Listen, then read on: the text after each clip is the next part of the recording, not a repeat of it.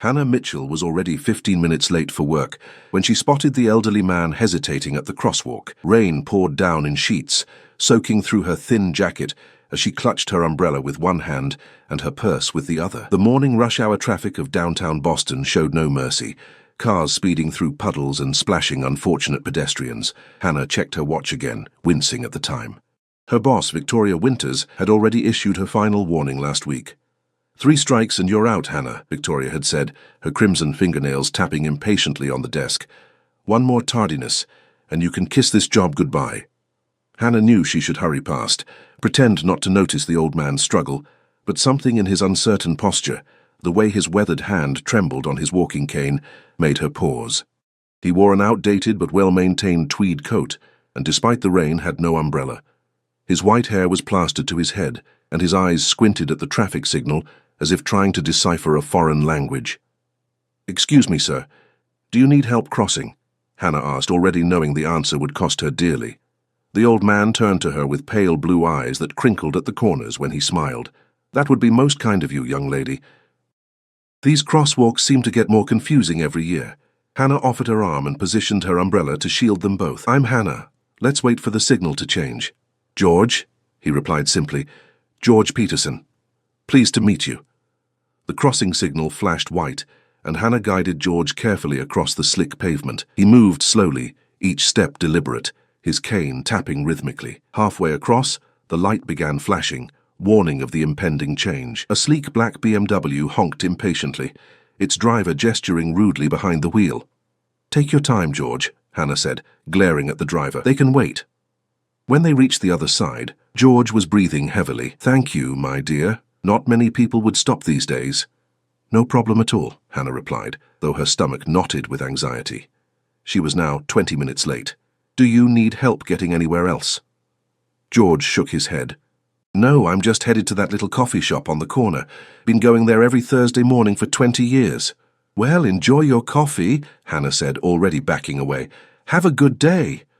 "Wait," George called after her. "At least let me buy you a coffee as thanks." Hannah hesitated. "I'm sorry, I really can't. I'm already late for work." George nodded understandingly.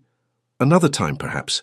May I ask where you work?" "Winters Financial Services, just down the block," Hannah replied, pointing to the gleaming glass tower that housed the financial firm where she'd worked as an executive assistant for the past 3 years. "Ah," George said, his expression changing subtly. "I'm familiar with it.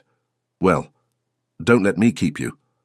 By the time Hannah burst through the office doors, she was 25 minutes late and soaked from the knees down. She hurried past the reception desk, nodding apologetically to Tiffany, who gave her a sympathetic grimace and mouthed, "She's looking for you."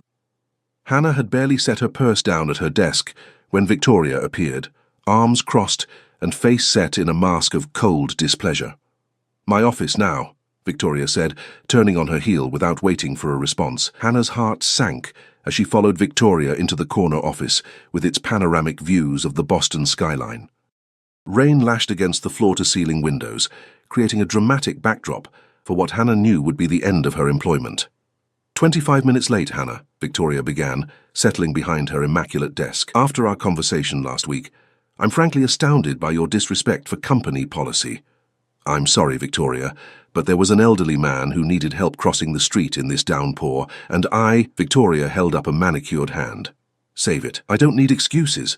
What I needed was for you to be at your desk at 8:30 sharp to prepare for the Morrison meeting. I understand, but punctuality isn't just about following rules, Hannah. It's about reliability. When you're late, it affects the entire team. I had to ask Danielle to cover for you, pulling her away from her own responsibilities." Hannah bit her lip. She knew Victoria was right, but something inside her refused to regret helping George. "I made a judgment call. Someone needed help." Victoria's eyes narrowed. "And now you need to find another job. I'm sorry, Hannah, but your position requires dependability. I've given you multiple chances, and you've shown me your priorities lie elsewhere." The words hit Hannah like a physical blow. "You're firing me for helping an old man cross the street. I'm terminating your employment for repeated violations of our attendance policy. Your final paycheck will include 2 weeks' severance. Please clear out your desk by noon." Hannah sat frozen, thoughts racing to her 6-year-old son Tyler and their apartment rent due next week, the private school tuition she'd scraped to pay every month, the orthodontist appointments, the grocery bills. "Victoria, please, I have a child to support. I can't lose this job," Hannah pleaded, hating the desperation in her voice. Victoria's expression softened marginally. "You should have considered that before consistently arriving late." "I'm sorry, Hannah, but my decision is final." 30 minutes later, Hannah stood on the sidewalk outside Winter's Financial Services, clutching a cardboard box containing her desk plants, family photos, and the emergency snack stash she kept for late work nights.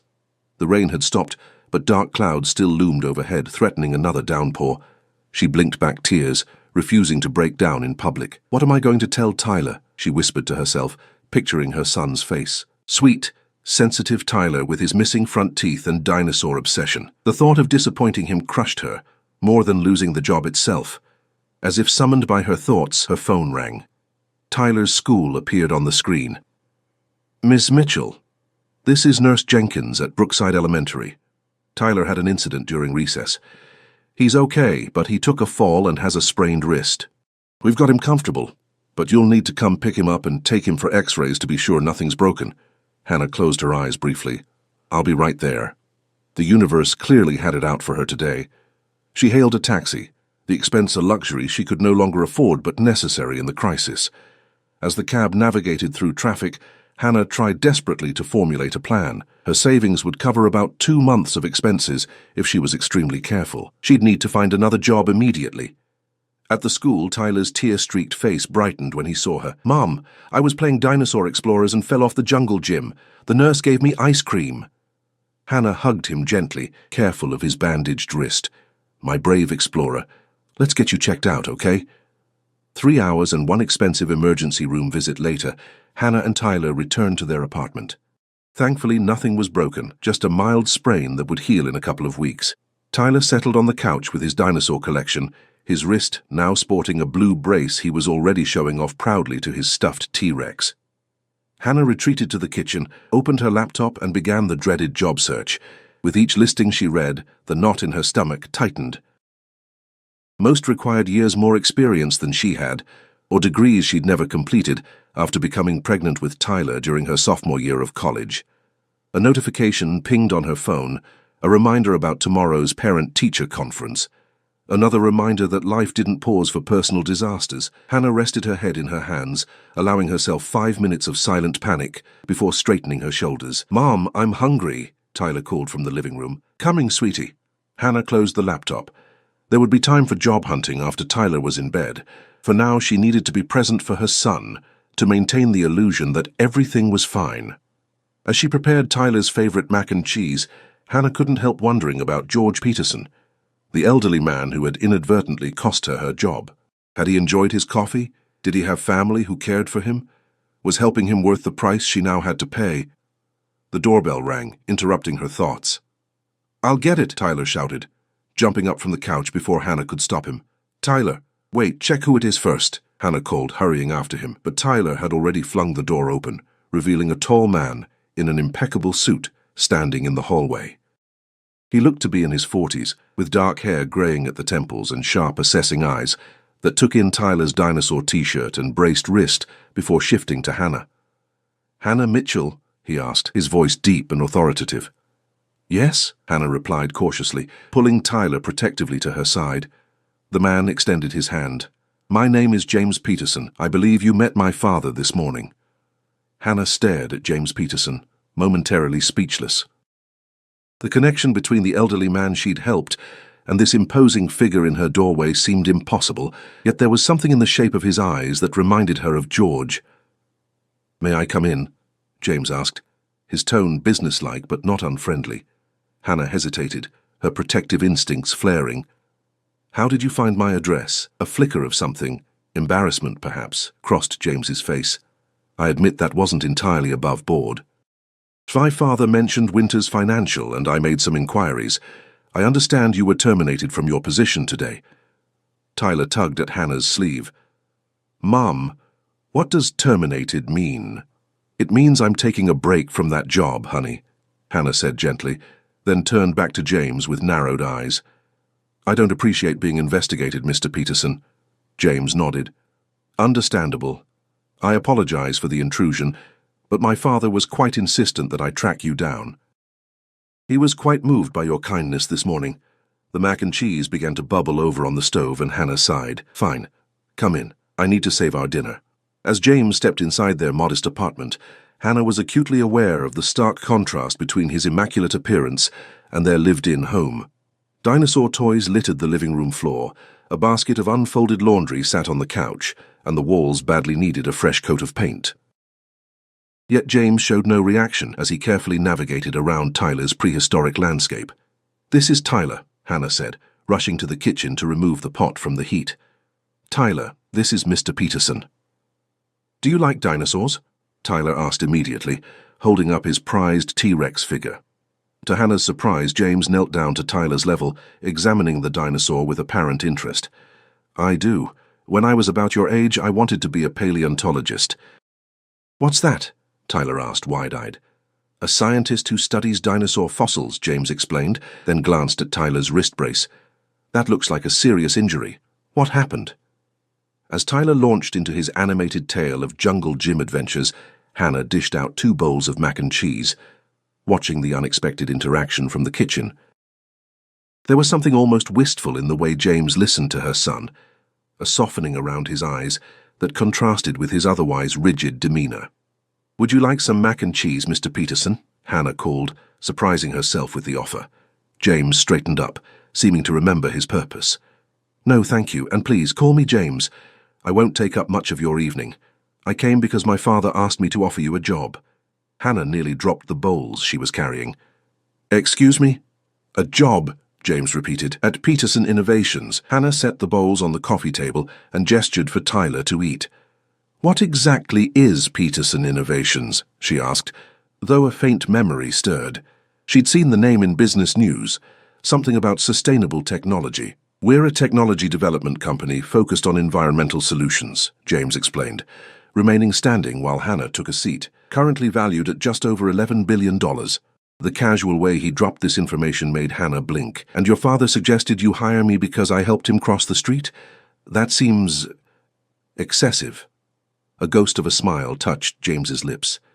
"My father has always been eccentric, but he's also an excellent judge of character. He said you chose helping him over keeping your job. That kind of integrity interests me." Hannah shook her head in disbelief. "I appreciate the thought, but I'm not a charity case, Mr. Peterson." "James, I don't need handouts." "This isn't charity," James countered smoothly. "We have an immediate opening for an executive assistant in our community outreach division. Based on your experience at Winters Financial, you're qualified. The salary is 20% higher than what you were making, with better benefits and flexible hours to accommodate your parenting responsibilities." The offer was too perfect, too convenient. Hannah's natural skepticism flared. "And what's the catch?" James raised an eyebrow. "Why must there be a catch?" "Because billionaires don't usually show up at my door offering dream jobs out of nowhere," Hannah replied flatly. Tyler looked up from his dinosaurs. "What's a billionaire, Mom?" "Someone with a lot of money, sweetie. Keep eating." James studied her for a moment. "No catch. Though I should mention the position reports directly to me, and I have high expectations. My father may think you're a saint for helping him, but I'll be judging you solely on your professional performance." Hannah crossed her arms. "And if I say no?" "Then I wish you luck in your job search," James said simply. "But I'd encourage you to at least consider it. Come to our offices tomorrow at 10 for a proper interview. See the facilities, meet the team, then decide." He reached into his jacket pocket and produced a business card, which he placed on the coffee table. The embossed logo gleamed under the living room light. "Mum, can I have more cheese?" Tyler interrupted, holding up his empty bowl. "Of course, honey." Hannah took his bowl to the kitchen, giving herself a moment to think. The offer was suspicious in its perfection, yet she couldn't afford to dismiss it outright. With Tyler's school expenses and their rent, turning down a legitimate job opportunity would be foolish. When she returned, James was checking his watch. "I should go. My father has invited us both to lunch on Saturday. He's quite determined to thank you properly." "I haven't agreed to anything yet," Hannah reminded him, setting Tyler's refilled bowl down. "The lunch invitation stands regardless of your decision about the job," James clarified. "My father rarely takes such an interest in strangers. I admit, I'm curious to see what he finds so compelling about you." There was something in his tone, a subtle challenge perhaps, that made Hannah's spine stiffen. Tell your father thank you, but I'm busy on Saturday. James tilted his head slightly. Are you always this stubborn, Miss Mitchell? Hannah, she corrected. And yes, especially when mysterious billionaires and their sons start meddling in my life. To her surprise, James laughed, a genuine sound that transformed his serious face. Fair enough. The interview offer remains open. Tomorrow at 10 if you change your mind. He moved toward the door, then paused. For what it's worth, my father rarely misjudges people. If he thinks you're special, there's likely something to it. After James left, Hannah collapsed onto the couch, mind racing. Tyler climbed into her lap, smelling of cheese and the grape medicine from the hospital. Is that man going to give you a new job, Mom? He asked, nestling against her. I don't know, honey, Hannah answered truthfully. It's complicated. He seemed nice, and he likes dinosaurs. Hannah smiled despite herself. High praise indeed. After getting Tyler bathed and tucked into bed with 3 bedtime stories and his dinosaur nightlight glowing softly, Hannah researched Peterson Innovations online. What she found left her breathless. The company was indeed worth billions, pioneering breakthrough clean energy technologies. And James Peterson was its CEO and founder, featured in Fortune magazine just last month. Further searching revealed more about George Peterson. Before retirement, he'd been a respected environmental scientist, laying the groundwork for many of the technologies his son had commercialized. There were surprisingly few personal details about either man, though one article mentioned James was divorced with no children. Hannah's phone pinged with a text message from an unknown number. The interview is just that, an interview. No guarantees, but I hope you'll come. JP. How had he gotten her number? The same way he'd found her address, presumably. Hannah should have been unsettled by this invasion of privacy, but instead found herself intrigued. There was more to James Peterson than the wealthy businessman stereotype. Another text arrived. My father also insists you bring Tyler. Apparently they have a shared interest in paleontology. Hannah set her phone down, conflicted. Everything about this situation screamed caution, yet she couldn't deny the practical benefits of the opportunity. A better-paying job with flexible hours would transform their lives. But what did the Petersons really want from her? Why had a chance encounter with an elderly man at a crosswalk led to this? There had to be more to the story. The next morning, Hannah woke early, her decision made. She'd go to the interview, if only to satisfy her curiosity. She helped Tyler dress in his least dinosaur-covered shirt, explained they were going on an adventure, and caught a bus downtown. Peterson Innovations occupied the top 10 floors of a sleek tower overlooking the harbor. In the gleaming lobby, a security guard checked her ID and directed her to the executive elevator. Tyler pressed the button for the 45th floor with excitement, oblivious to his mother's nervousness. Welcome to Peterson Innovations, the receptionist greeted them warmly. Mr. Peterson is expecting you, both of you, she added with a smile for Tyler. They were led through an open workspace filled with plants and natural light, past curious glances from employees, and into a large conference room with panoramic views of the city. James was waiting, dressed in another impeccable suit, reviewing documents at the head of the table. He looked up as they entered, his expression unreadable. You came, he said simply. I'm glad. Before Hannah could respond, the conference room door opened again and George Peterson entered, supported by a carved wooden cane far more elegant than the one he'd used yesterday. There she is, George exclaimed warmly. The kindest young lady in Boston. His gaze fell on Tyler. And who might this young man be? Tyler stepped forward confidently. I'm Tyler Mitchell. I'm 6½. Do you really know about dinosaurs? George chuckled. I know a thing or two. Perhaps I could show you my collection sometime. James cleared his throat. Father, we have an interview scheduled. Interview? George waved his hand dismissively.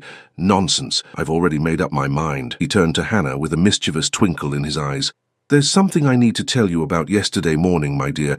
You see, it wasn't entirely by chance that we met. Hannah stared at George, a chill running through her. What do you mean it wasn't by chance? George settled into a chair, gesturing for Hannah to do the same.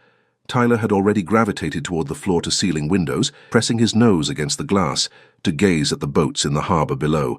Tyler, stay where I can see you, please, Hannah called, reluctantly taking a seat opposite George. James remained standing, arms crossed, his expression giving nothing away. I've been watching Winter's Financial for some time now, George began, his kindly demeanor suddenly tinged with something sharper, more calculating. Victoria Winters has quite the reputation in Boston business circles. Father, James warned, perhaps we should conduct the formal interview first. George waved him off. Interviews are for people you don't know, son. I already know Ms. Mitchell has exactly the qualities we need. Hannah's unease grew. You've been watching the company? Why? Because Victoria Winters stole from me, George stated matter-of-factly. 20 years ago, she and I were partners in an environmental research venture. She orchestrated a rather elaborate scheme to push me out and take control of several key patents. Patents that would be worth billions today. Hannah's mouth fell open. Victoria was your business partner. Indeed, though partner implies a certain level of trust that was clearly misplaced. George's eyes darkened momentarily before the twinkle returned. Water under the bridge now. I've done quite well despite her treachery. James moved to the window, gently redirecting Tyler from pressing fingerprints on the glass.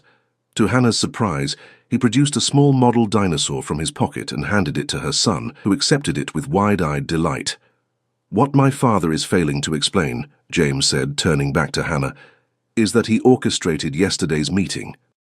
Hannah's eyes narrowed. The crosswalk? That was a setup? Her cheeks flushed with anger. So I lost my job because you decided to use me in some decades-old revenge scheme. George had the grace to look slightly abashed. I merely wanted to observe Victoria's organization from the inside. When I saw how she treated her employees, particularly you, a single mother working twice as hard as anyone else there, it confirmed everything I suspected about her character. You could have just introduced yourself, Hannah exclaimed. Instead, you let me lose my job. A job that was already hanging by a thread from what I gathered, George pointed out gently. Victoria was looking for an excuse. I simply provided one that revealed her true nature. Hannah stood up, reaching for Tyler's hand. This is ridiculous. I'm not interested in being a pawn in your corporate chess game. Please, hear me out, George said, his voice suddenly serious. What began as simple curiosity evolved when I saw how Victoria treated you. My intention was never for you to lose your position. James stepped forward. The job offer is legitimate, Hannah. We do need an executive assistant in community outreach. Your qualifications are excellent. Father's unorthodox methods aside, this could be beneficial for everyone involved. Hannah hesitated, torn between indignation and practical necessity. And what exactly would this job entail, besides being caught in whatever feud exists between your father and my former boss? No feud, James clarified. At least, not an active one. My father merely has a dramatic streak and an excess of free time in his retirement. He shot George a pointed look before continuing. The position involves coordinating our educational initiatives, managing relationships with environmental nonprofits, and assisting with our community grant program. Given your organizational skills and people-centered approach, you'd be ideal. Tyler tugged at Hannah's hand. Mum, look at this dinosaur. It's a triceratops. Yes, honey, very nice, Hannah said distractedly. George leaned forward. I understand your hesitation, but consider this. Victoria discarded you without a second thought for an act of kindness. What does that say about her company culture? Would you really want to continue working there even if you could? Hannah had to admit George had a point. Victoria's callousness had always bothered her, but she'd tolerated it for the sake of a steady paycheck. I need to think, Hannah said finally. This is all too... She was interrupted by the conference room door swinging open. A striking woman in her early 30s entered, carrying a tablet and looking slightly harried. James, I've been looking everywhere for... She stopped short at the sight of Hannah and Tyler. Oh, I'm sorry, I didn't realize you were in a meeting. James nodded toward the newcomer. Hannah, this is Megan Walsh, our current community outreach director. Megan, this is Hannah Mitchell, who's considering the executive assistant position. Megan smiled warmly, extending her hand. Wonderful to meet you. We've been short-staffed for months. I hope you'll join us. Hannah shook Megan's hand, noting her genuine enthusiasm. I'm still deciding. Mom, I'm hungry, Tyler announced, the new dinosaur clutched tightly in his hand. Perfect timing, George declared. I've arranged for lunch to be served in my private dining room. Megan, you're welcome to join us. Perhaps you can give Ms. Mitchell a more objective perspective on working here. As they followed George through the sleek corridors of Peterson Innovations, Hannah noticed something odd. Nearly every employee they passed greeted George with genuine affection, many stopping to chat briefly or inquire about his health. This was no feared tyrant or cutthroat businessman. These people genuinely liked him. The private dining room, turned out to be a sunlit conservatory atop the building, filled with lush plants and a spectacular view of the city. A table had been set with elegant simplicity, and a buffet of child-friendly foods awaited them. "I took the liberty of ordering some dinosaur-shaped chicken nuggets," George told Tyler with a conspiratorial wink. "My sources tell me they're a favorite of yours." Tyler gasped with delight. "How did you know?" "Thorough research," James muttered, catching Hannah's eye with a hint of apology. Throughout lunch, Hannah observed the interactions between the Petersons. Despite their obvious wealth and power, there was something refreshingly unpretentious about them. George told entertaining stories that had Tyler giggling, while James discussed the company's latest projects with Megan. Hannah found herself relaxing despite her initial misgivings. "So, Megan," Hannah said during a lull in conversation, "how long have you worked here?" 5 years, Megan replied. "Best decision I ever made. The work-life balance is incredible. I have twin boys, and I've never missed a school event or doctor's appointment." "And the Petersons?" Hannah pressed quietly. "What are they really like as bosses?" Megan glanced at James, who was engrossed in helping Tyler construct a dinosaur scene with the food on his plate. "Demanding but fair. James expects excellence, but he also rewards it. And George, well, everyone loves George. He's officially retired, but he still drops by regularly, bringing cookies and dispensing advice." After lunch, Megan offered to show Hannah the community outreach offices, while James and George entertained Tyler with promises of the dinosaur room, apparently George's office, which housed part of his fossil collection. "I'll bring him right back," James assured Hannah, correctly interpreting her hesitation at being separated from her son. The Community Outreach Department occupied half of the 43rd floor, an open, collaborative space filled with natural light and plants. Staff members worked at adjustable desks, some standing, some sitting on exercise balls. A corner was dedicated to a small kitchen and lounge area where several employees were engaged in animated conversation. "We believe in creating healthy work environments," Megan explained. "Flexible hours, remote work options when needed, on-site childcare." "On-site childcare?" Hannah couldn't hide her surprise.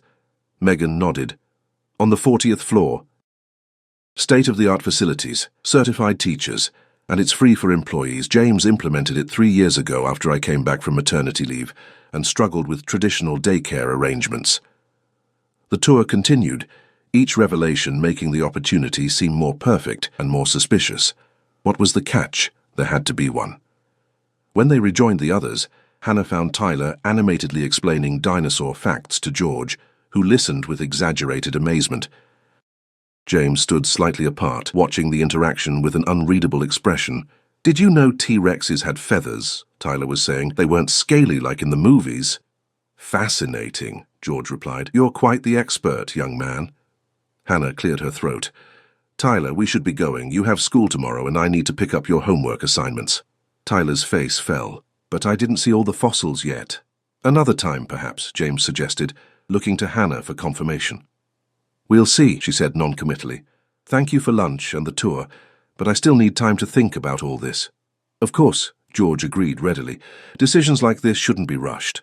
As they prepared to leave, James pulled Hannah aside. "There's something else you should know," he said quietly. "Victoria Winters has been under investigation by the SEC for financial irregularities. The company is in trouble." Hannah stared at him. "What? How do you know this?" "We have connections in financial regulation, nothing that was publicly available when we researched you," he added hastily, seeing her expression. "The point is, even if you hadn't lost your job yesterday, you might have lost it in the coming months anyway when the investigation becomes public." "Is that part of your father's revenge too?" Hannah asked sharply. James shook his head. "No, the investigation began independently 6 months ago, but it does mean you have an opportunity to join a stable company instead of going down with a sinking ship." Before Hannah could respond, her phone rang. The screen showed Winters Financial. "Excuse me," she said, stepping away to answer. "Hello?" "Hannah, it's Victoria." The voice was tense, controlled. "I've been reconsidering our conversation yesterday. If you're interested, I'd like to offer you your position back with a modest raise." Hannah's mind raced. The timing was too perfect. Why the sudden change of heart? A slight pause. "Let's just say I've recognized your value to the company. The offer stands until the end of the day. Call me back with your decision." The line went dead. Hannah turned to find James watching her intently. Victoria just offered me my job back, she said. James's jaw tightened. Did she? You don't seem surprised. Word travels fast in Boston business circles, he replied evasively. Hannah suddenly understood. She knows I'm here, doesn't she? Someone told her I was meeting with you. George approached, having overheard the conversation. Victoria always did have an excellent intelligence network. This is all some kind of corporate warfare, isn't it? Hannah demanded. And somehow, I've ended up right in the middle of it. Neither Peterson denied it. Tyler returned to Hannah's side, sensing the tension. Mom, are you mad? Hannah forced a smile. No, honey, just confused. She looked at James directly. I need the truth. All of it. No more games or half-revelations. James nodded slowly. You're right. There's something we haven't told you. He exchanged a glance with his father. Something that changes everything.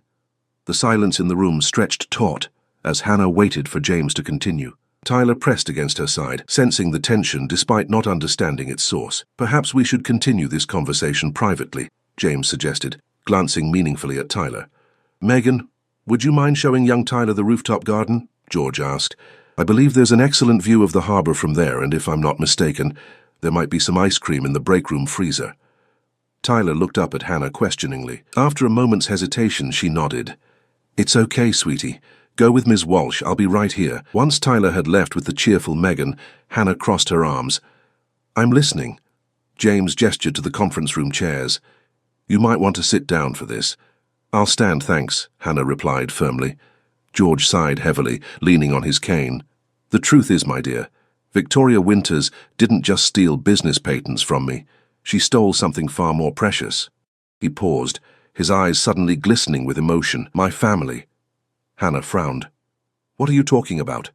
James took over, his voice carefully controlled. 23 years ago, my father and Victoria were more than business partners. They were engaged to be married. Victoria was your fiancée, Hannah gasped, looking at George in disbelief.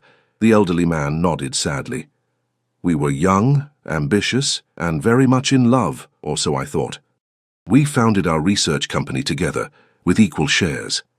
Victoria was brilliant, beautiful, and utterly ruthless, as I would soon discover. James continued, My father had developed several groundbreaking environmental technologies. Victoria saw their potential value before he fully did. She orchestrated a corporate takeover, while he was overseas presenting research, had him removed from the company, and patented his discoveries under her name. That's terrible, Hannah acknowledged. But what does this have to do with family? George's hands trembled slightly on his cane. Victoria was pregnant when she betrayed me. She never told me. I discovered it only years later, through a chance encounter with a former colleague. A chill ran down Hannah's spine as she began to understand. James is my son, George confirmed, though Victoria led him to believe his father was dead. She married a man named Richard Peterson, no relation to me, who adopted James legally. James's face was a mask of controlled emotion.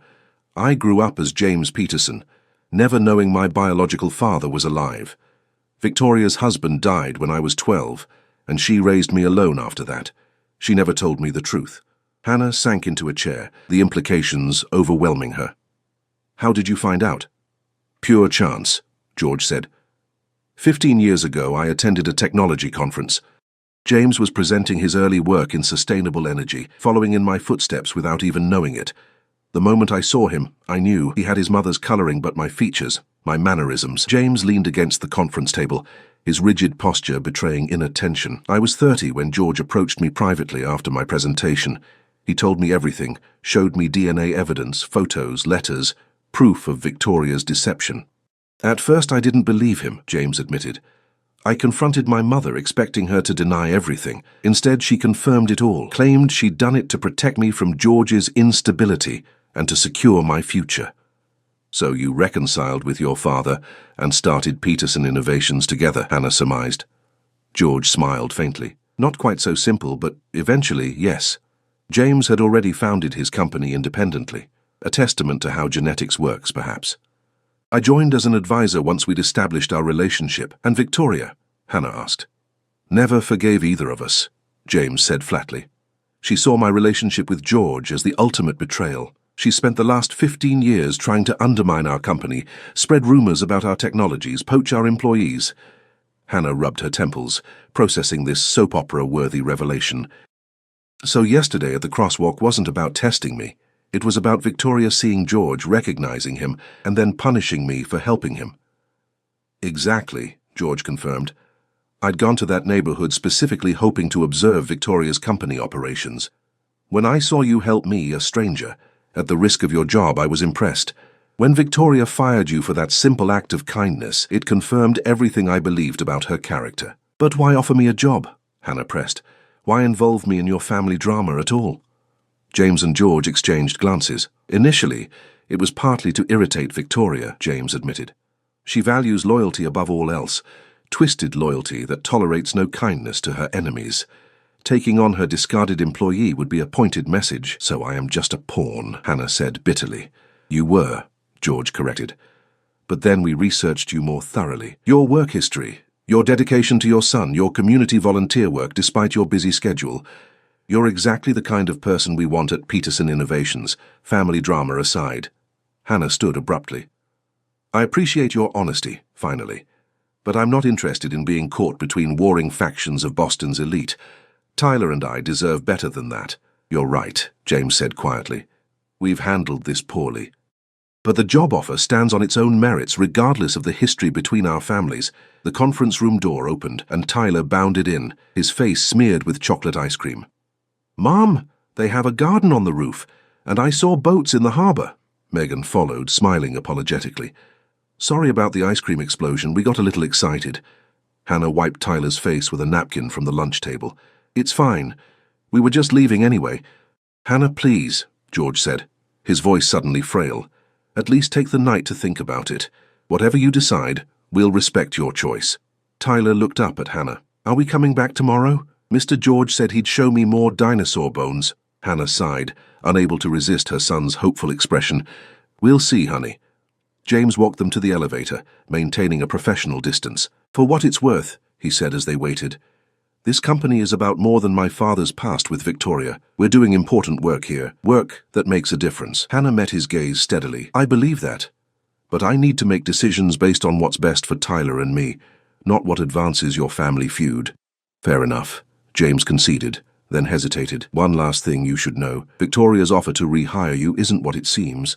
The SEC investigation is serious.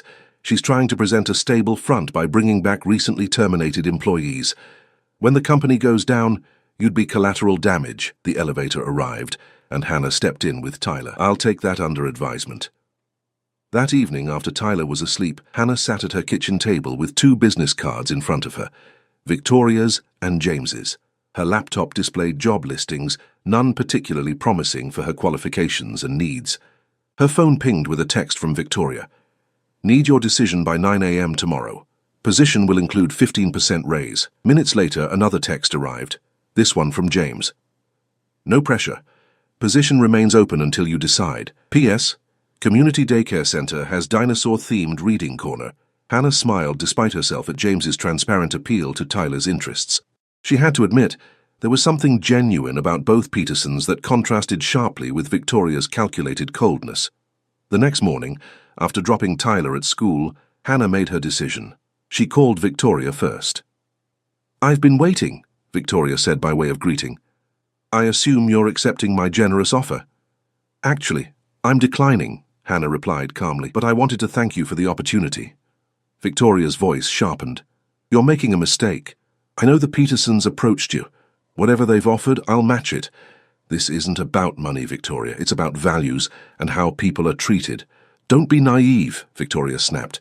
Business isn't about kindness. It's about winning.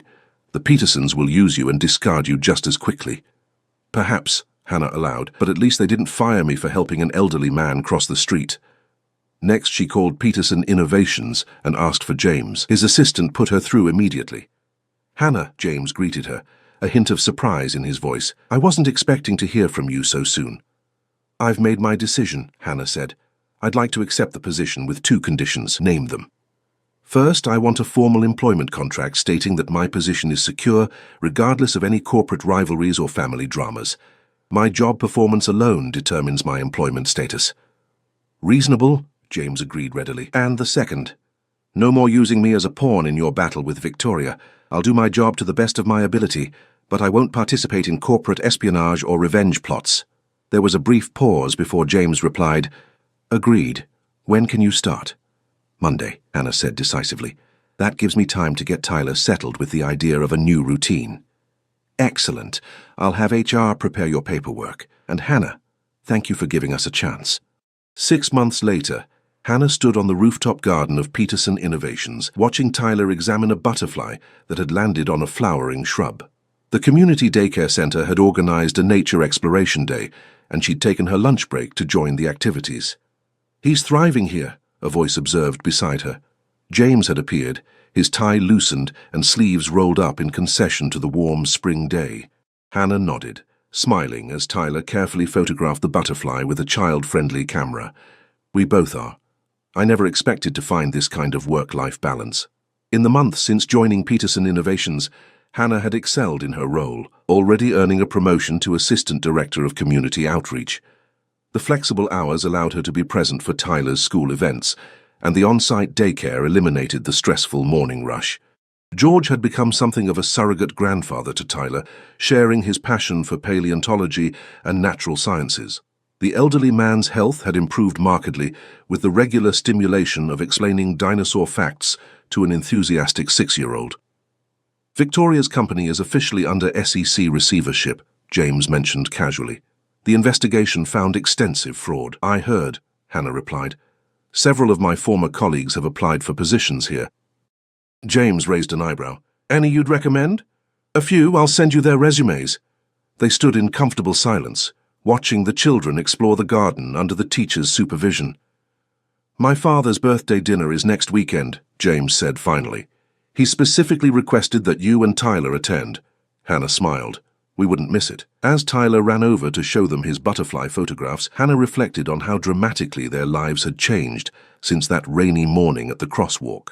What had seemed like the worst day of her life had become the catalyst for something unexpectedly wonderful. Later that evening, as she tucked Tyler into bed, he asked sleepily, Mom, are Mr. James and Mr. George our family now? Hannah brushed the hair from his forehead, considering the question. Not exactly, honey, but they're important people in our lives. I like them, Tyler mumbled, already drifting toward sleep. Mr. James doesn't smile much, but he's nice. And Mr. George knows everything about dinosaurs. Yes, they are nice, Hannah agreed, turning on his dinosaur nightlight. As she closed Tyler's bedroom door, her phone lit up with a text from James. Father insists on taking Tyler to the Natural History Museum this weekend. Says it's educational necessity. So I'm willing to chaperone if you'd like adult company. No pressure. Hannah smiled to herself as she typed her reply. We'd like that. Both of us. She set down her phone, realizing that in helping an old man cross the street, she'd unknowingly crossed into a new life herself, one filled with unexpected possibilities and newfound connections that felt increasingly like the beginnings of something that could one day become a family.